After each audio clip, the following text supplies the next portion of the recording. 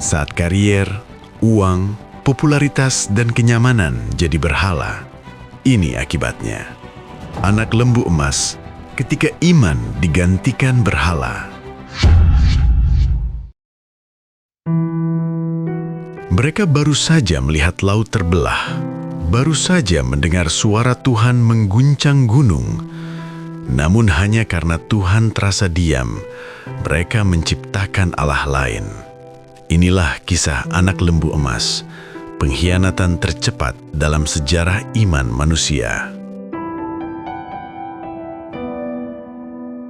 Tuhan terasa diam. Musa naik ke Gunung Sinai, bukan sehari, bukan 2 hari, 40 hari.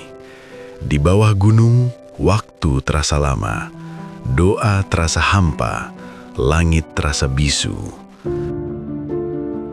Ketika Tuhan tidak terlihat, manusia mulai mencari pegangan lain. Kecemasan menjadi desakan. Hari demi hari berlalu, gunung tetap gelap, petir tetap menyambar, namun Musa tak kunjung turun. Di perkemahan, bisikan mulai berubah menjadi kegelisahan. Kegelisahan berubah menjadi ketakutan, dan ketakutan selalu mencari jalan pintas.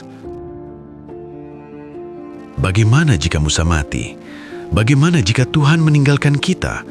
Bagaimana jika semua ini sia-sia? Mereka lupa satu hal.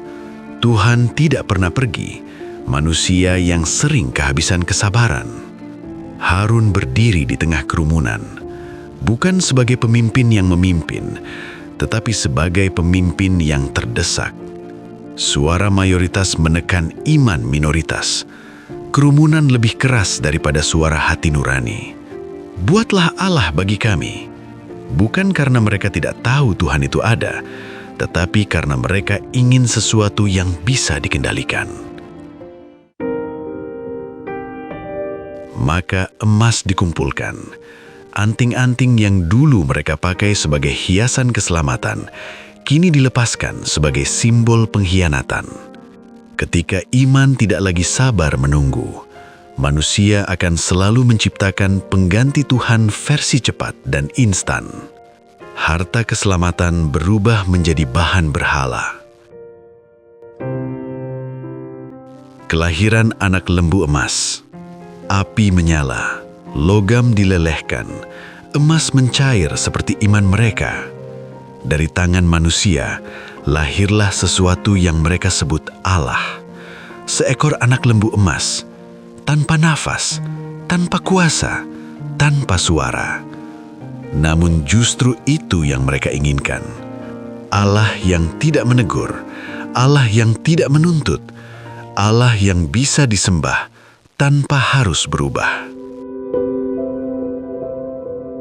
Mereka bersorak, mereka menari, mereka berkata dengan penuh keyakinan palsu, "Inilah Allahmu, hai Israel, yang membawa engkau keluar dari Mesir." Betapa cepat manusia merupakan mukjizat, betapa mudah ingatan dikalahkan oleh kenyamanan. Anak lembu emas berdiri diam, namun hati mereka bergerak semakin jauh dari Tuhan. Ini bukan sekedar penyembahan patung, ini adalah momen ketika manusia berkata, "Kami tidak ingin Tuhan yang hidup, kami ingin Tuhan yang bisa kami atur."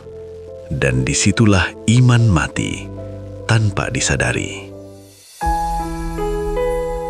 Tuhan melihat Musa turun. Di puncak gunung, Tuhan melihat semuanya. Tidak ada tarian yang tersembunyi. Tidak ada pengkhianatan yang luput. Musa turun membawa loh hukum Tuhan. Bukan sekedar batu. Itu lambang perjanjian. Itu tanda kasih dan arah hidup. Namun langkah Musa terhenti. Ia melihat apa yang tidak pernah ia bayangkan.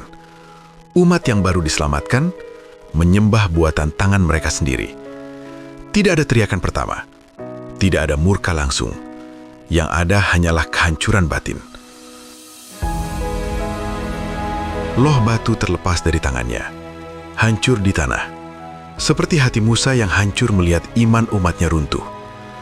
Ini bukan amarah semata. Ini adalah duka seorang gembala yang melihat dombanya memilih jurang. Ketika perjanjian dilanggar, bukan Tuhan yang kehilangan umatnya, umatlah yang kehilangan arah hidupnya. Harga pengkhianatan. Anak lembu emas itu tidak dibiarkan berdiri. Ia dihancurkan, dihaluskan, dicampur air, lalu diminum.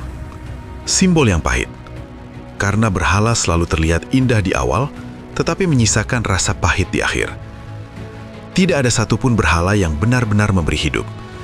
Ia hanya menyerap kesetiaan, lalu pergi meninggalkan kehampaan. Hari itu, Israel belajar dengan cara paling keras. Pengkhianatan terhadap Tuhan selalu menuntut harga. Bukan karena Tuhan kejam, tetapi karena dosa selalu membawa konsekuensi.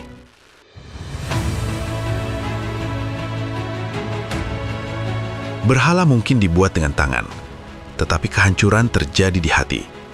Dan sampai hari ini, kisah itu masih berbicara. Setiap kali kita memilih sesuatu lebih dari Tuhan, kita sedang membangun anak lembu emas versi kita sendiri. Anak lembu emas zaman sekarang. Anak lembu emas itu tidak pernah punah. Ia hanya berganti bentuk. Karir, uang, popularitas, kenyamanan, keamanan semu. Ketika Tuhan terasa diam, apa yang kita bangun sebagai penggantinya? Berhala selalu menjanjikan kendali, tetapi akhirnya mengikat dan memperbudak. Dan seperti anak lembu emas itu, apapun yang kita sembah selain Tuhan yang hidup, pasti akan runtuh, meninggalkan rasa pahit yang harus kita tanggung sendiri. Jangan bangun berhala hanya karena Tuhan belum menjawab. Kesetiaan di tengah penantian selalu lebih berharga daripada solusi palsu yang cepat. Jangan ciptakan berhala hanya karena Tuhan sedang menguji kesetiaanmu. Jangan ada padamu Allah lain di hadapanku. Keluaran 20.